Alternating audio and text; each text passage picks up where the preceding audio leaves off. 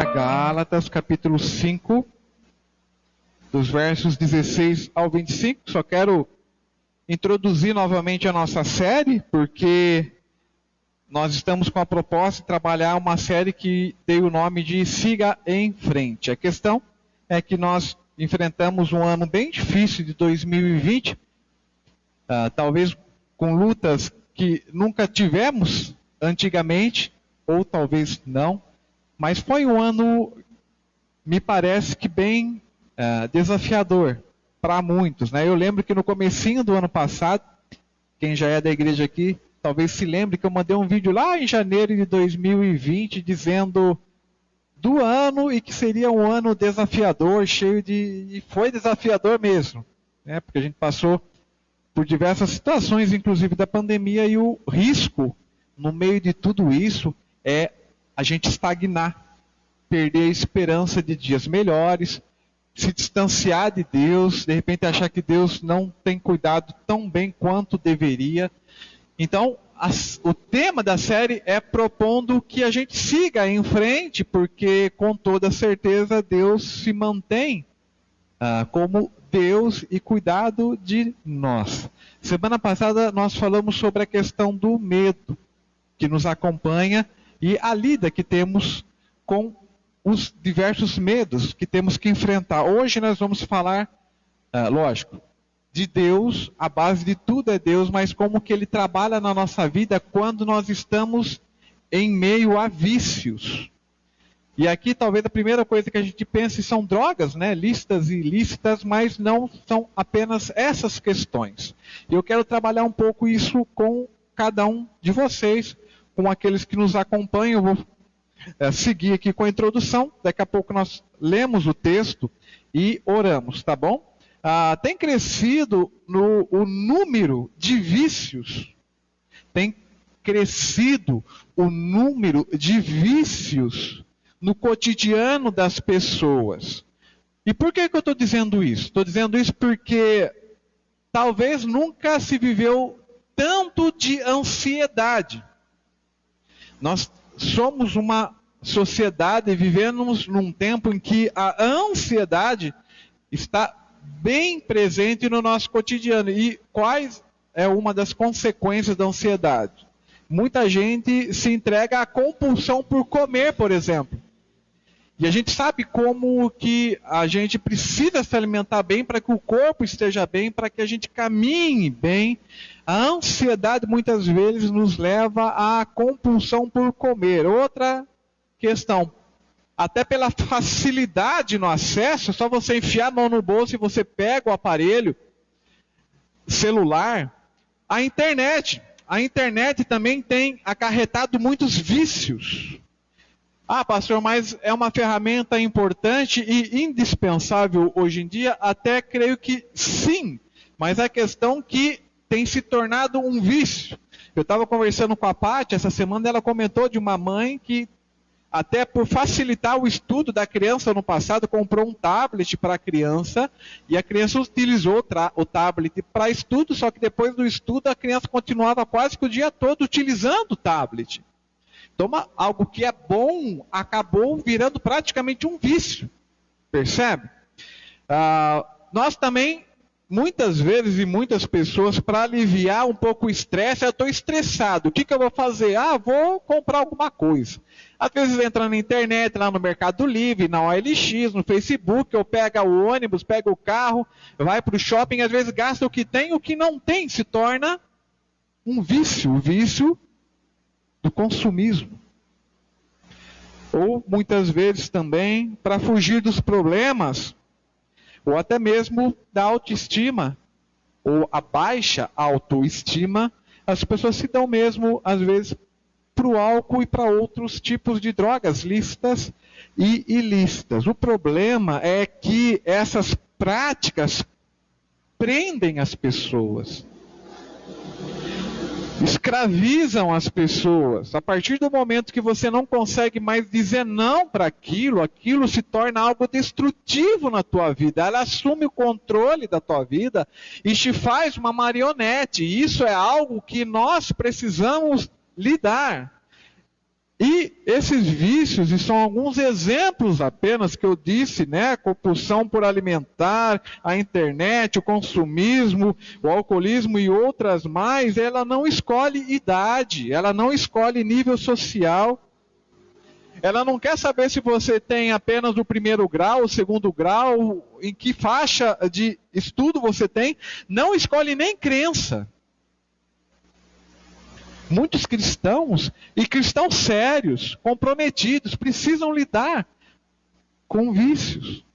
Faz de pessoas marionetes e causa prejuízo na mente, no corpo, no bolso, nos relacionamentos, na espiritualidade, na vida toda. Percebe? Na essência de tudo isso, creio eu, e a Bíblia nos fala que na essência de todo vício está o pecado. Como assim, pastor? Está sim. Está a nossa rebelião contra Deus. A gente deixa de ter Deus como a rocha, como o nosso refúgio, a nossa melhor esperança, e a gente coloca tudo isso em outra coisa, em outra pessoa, em outra situação.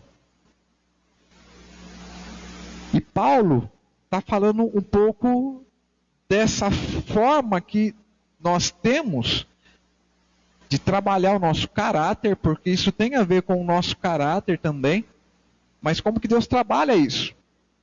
Então a gente chega em Gálatas. Lê comigo, Gálatas 5, 16 a 25.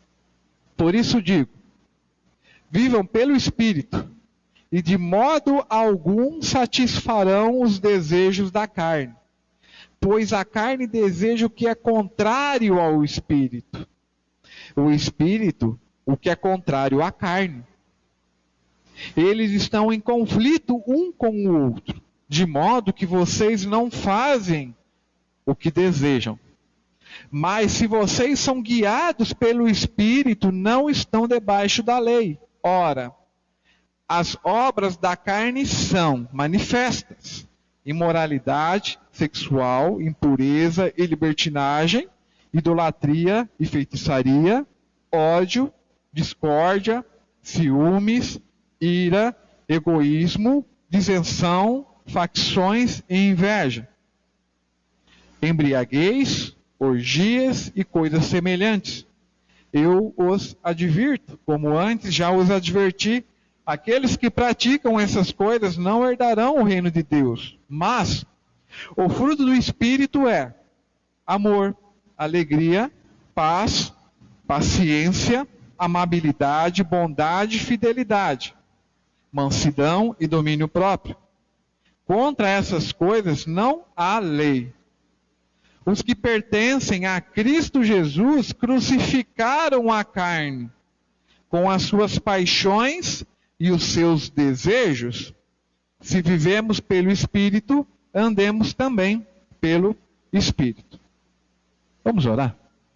Deus Pai Todo-Poderoso, em nome de Cristo, que aflore em nós o fruto do Espírito, nos ajuda a lidar com as nossas vontades, que as nossas vontades sejam crucificadas, sejam mortas, e que nasça a cada nova manhã, ó Deus, pessoas, um povo disposto, que crê, mas que quer sim fazer a Tua vontade.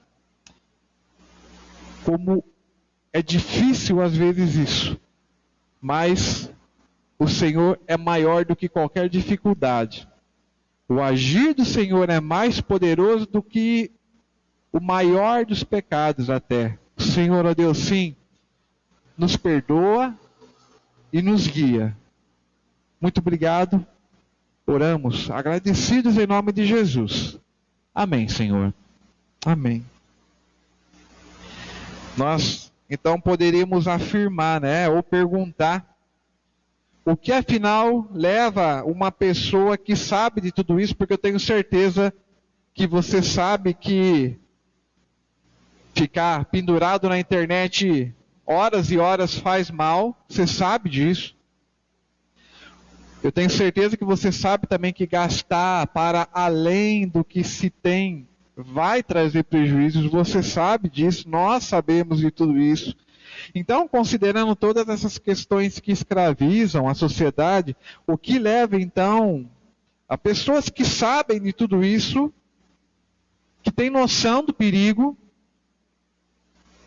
que não são ingênuas a tomar exatamente o rumo da autodestruição e da perda. Pois a verdade é que ninguém está imune a todo mal que falamos até agora.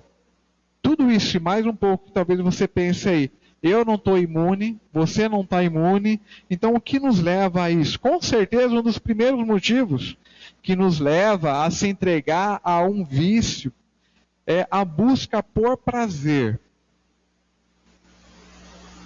O ser humano busca felicidade muitas vezes a todo custo. A gente se entrega, por exemplo, às compras porque a gente quer ser feliz.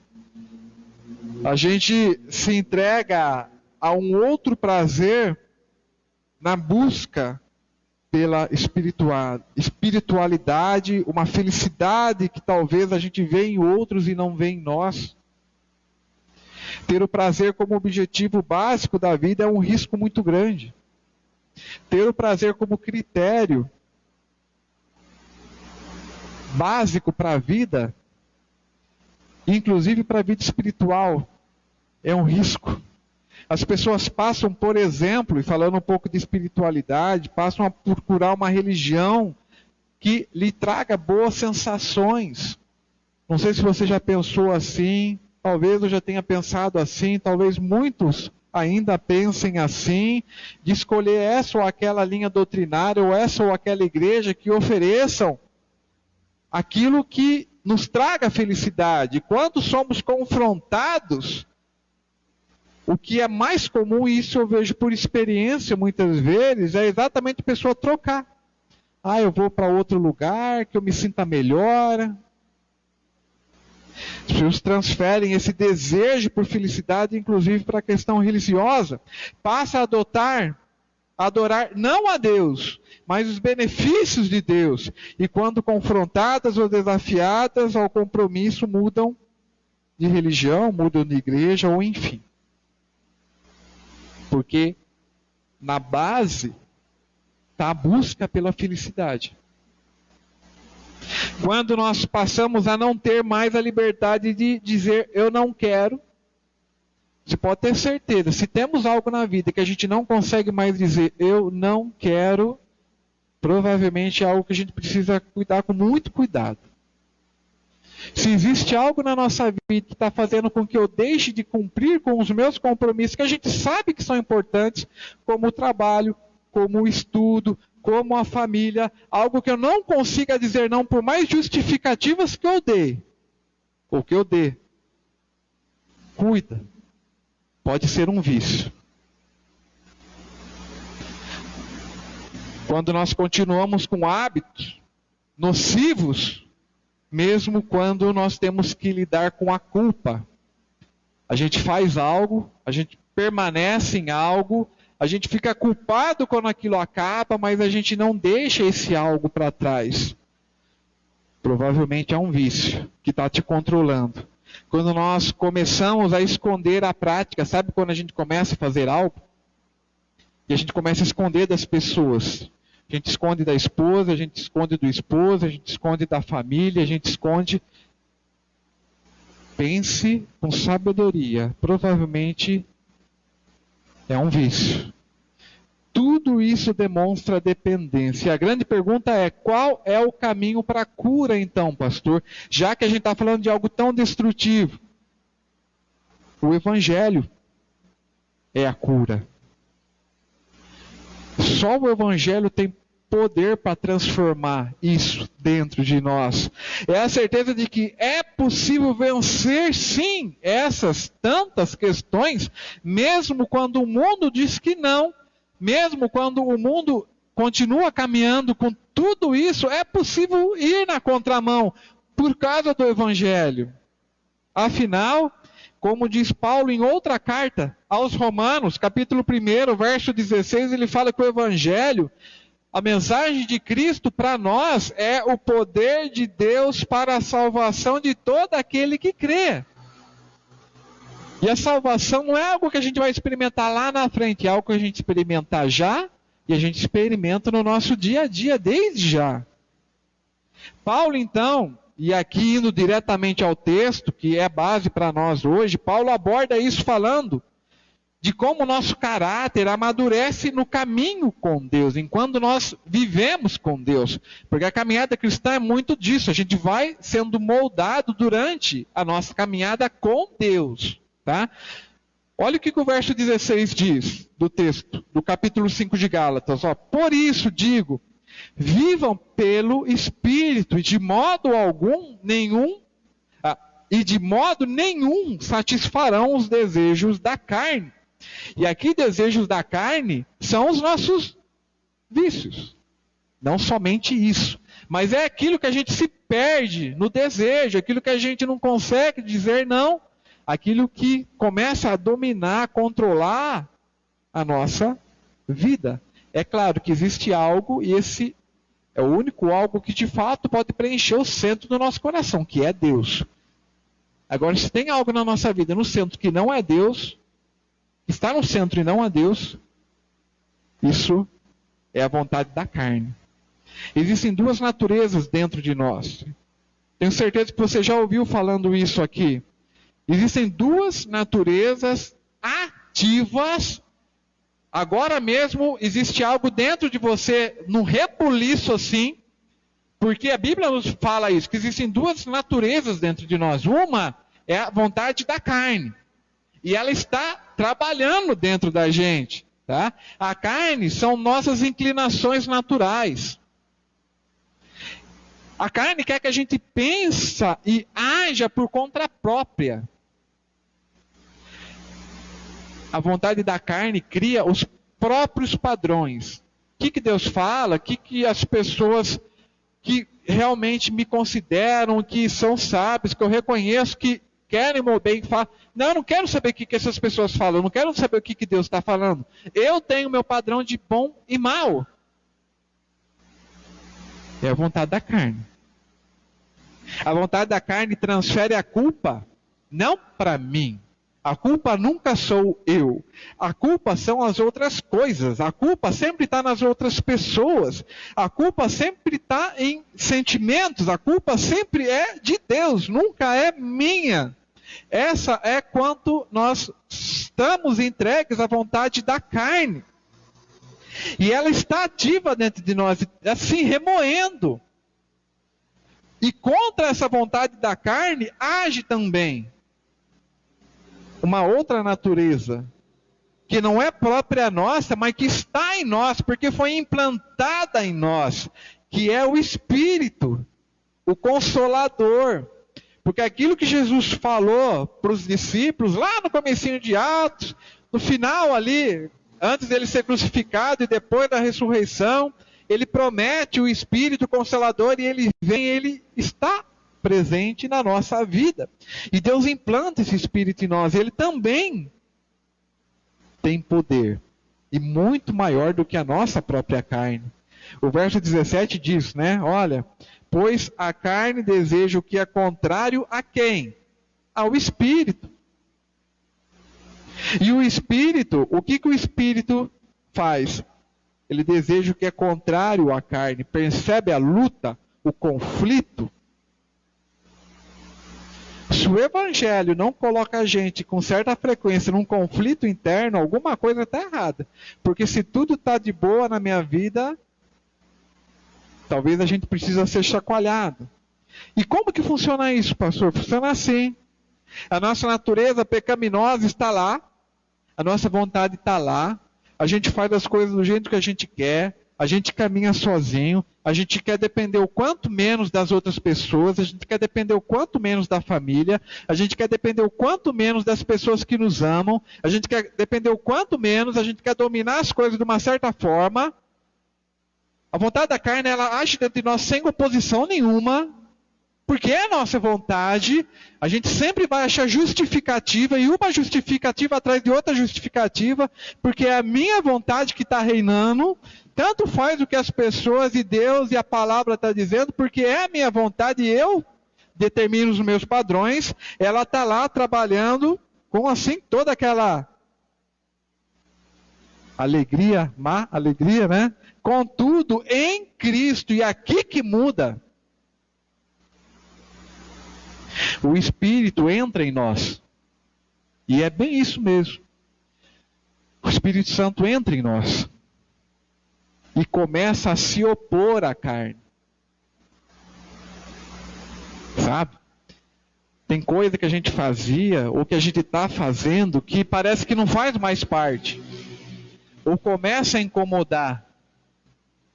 E o que o Espírito Santo faz, então? Começa a implantar em nós, isso é real, irmãos, começa a implantar em nós uma nova natureza.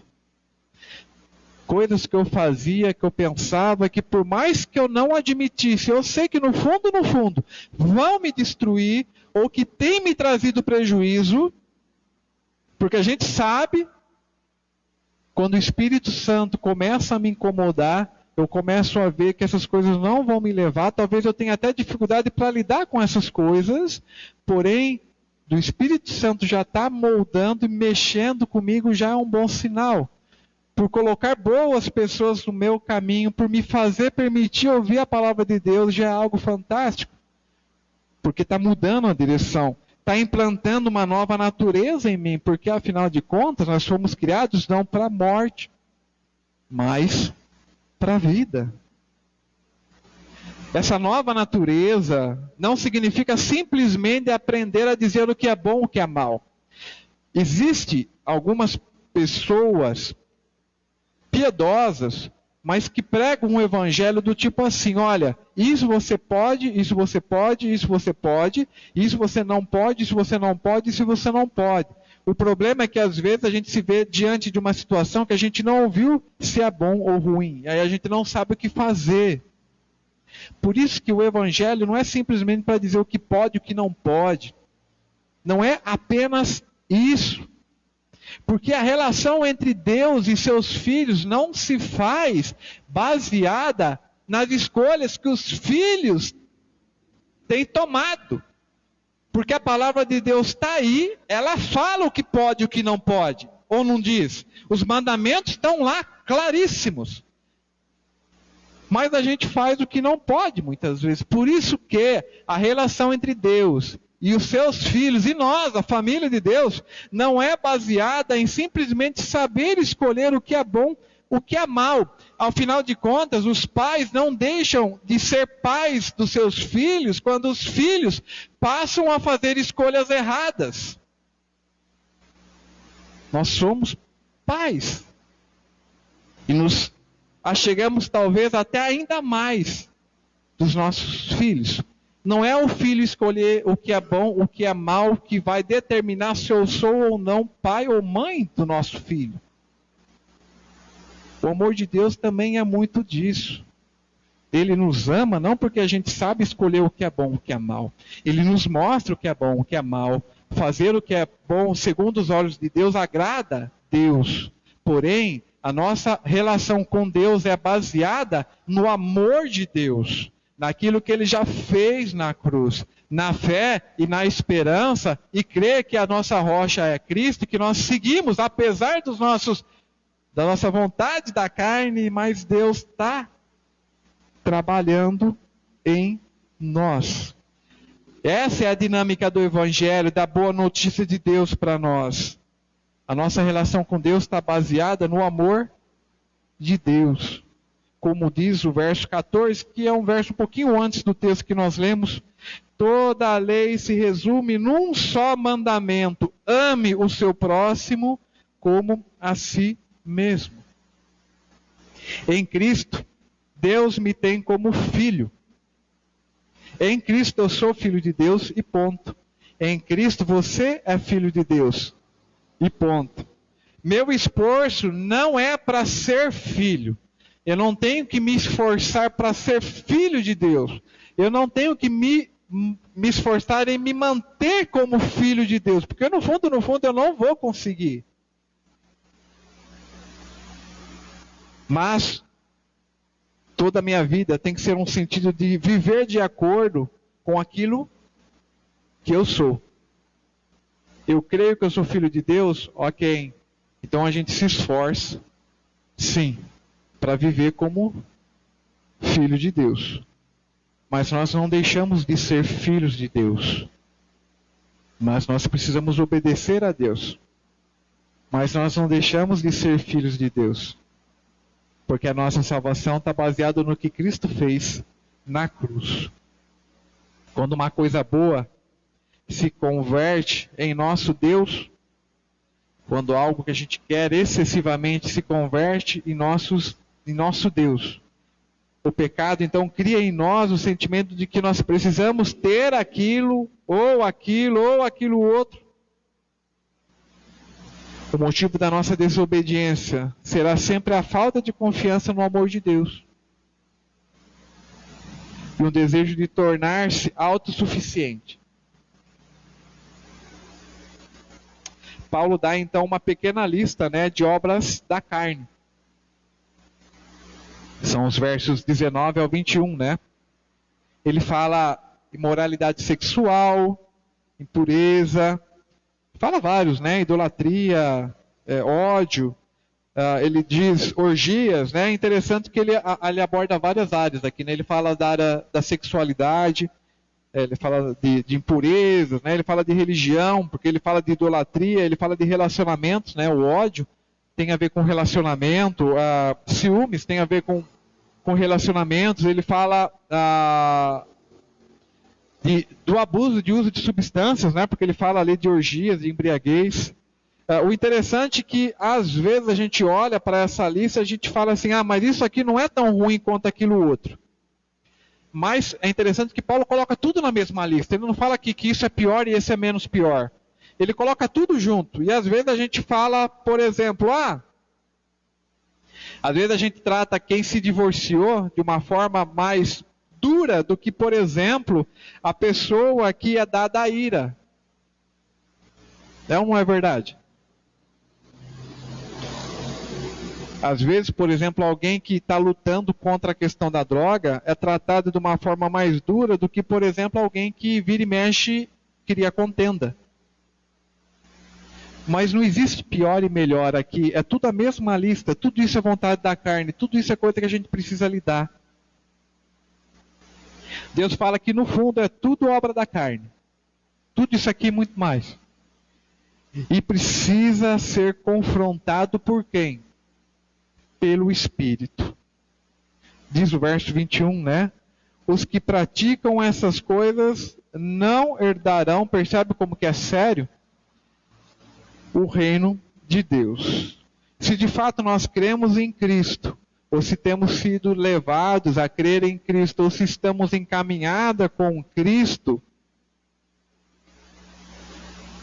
é preciso então lutar contra a carne.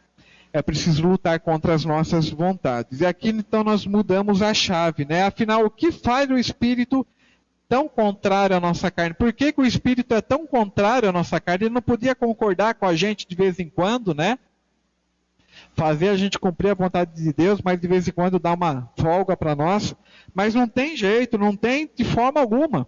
Jesus fala lá em João, capítulo 16, verso 14, que o Espírito me glorifica, glorifica no caso a Cristo, porque receberá do que é meu e o tornará conhecido a vocês.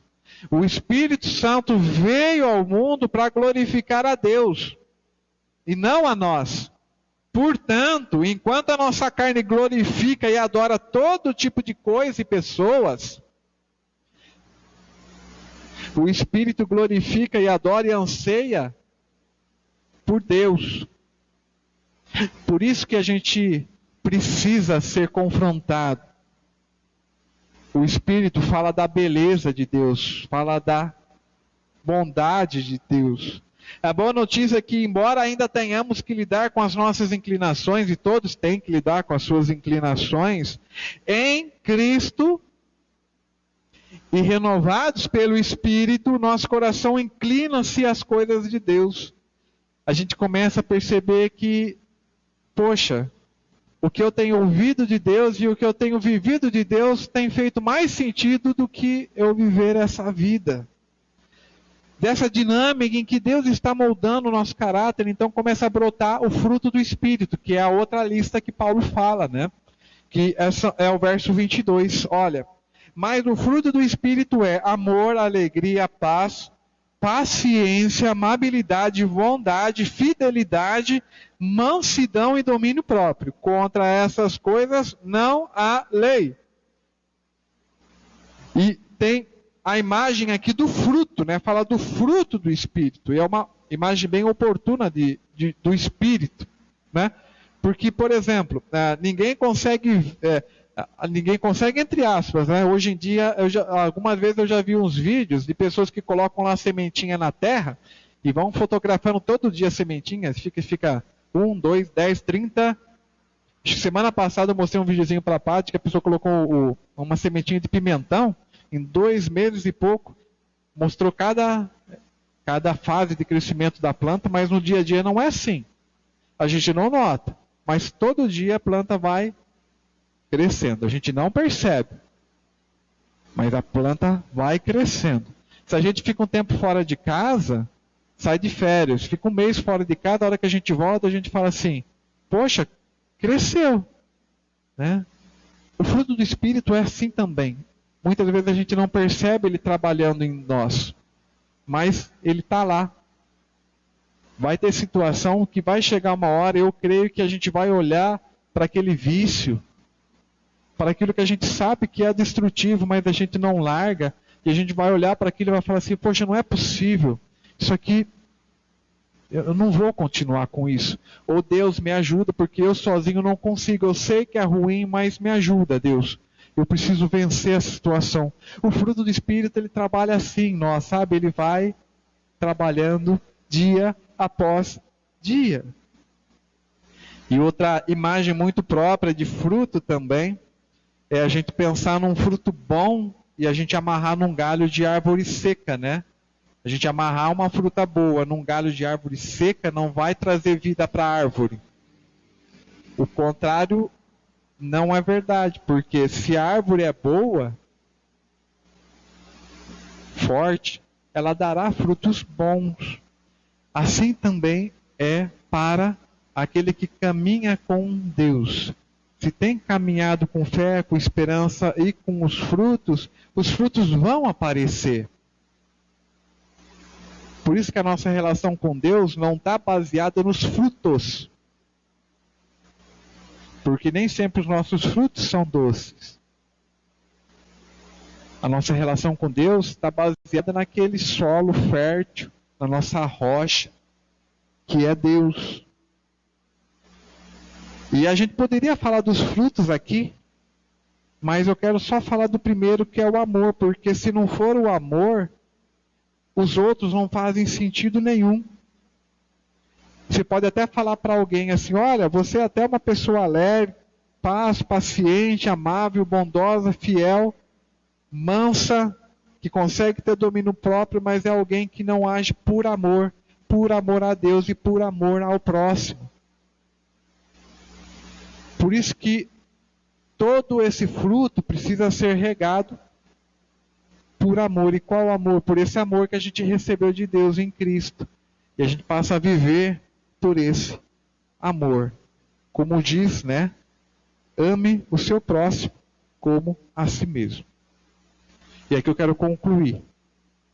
Irmãos, o mundo ao nosso redor só contribui para que todo mal aumente.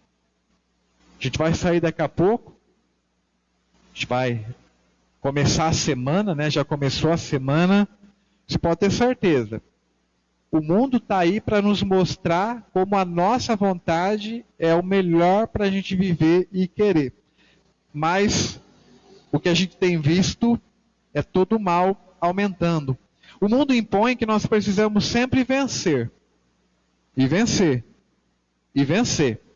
E qualquer pessoa que não atinja isso, o mundo classifica como uma pessoa derrotada.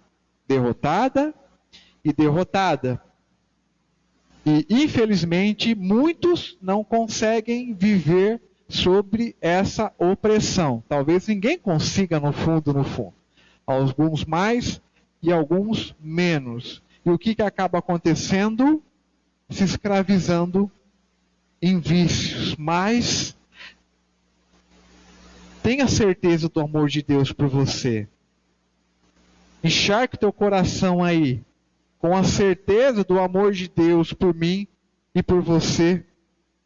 Mate a tua velha natureza carnal, dos vícios que vezes nos tomam e cada vez mais abre espaço para o fruto do Espírito, para que eles brotem, para que sejamos árvores frutíferas. Anseie cada dia mais em ser o que Deus deseja que você seja. Porque Deus tem planos para nós.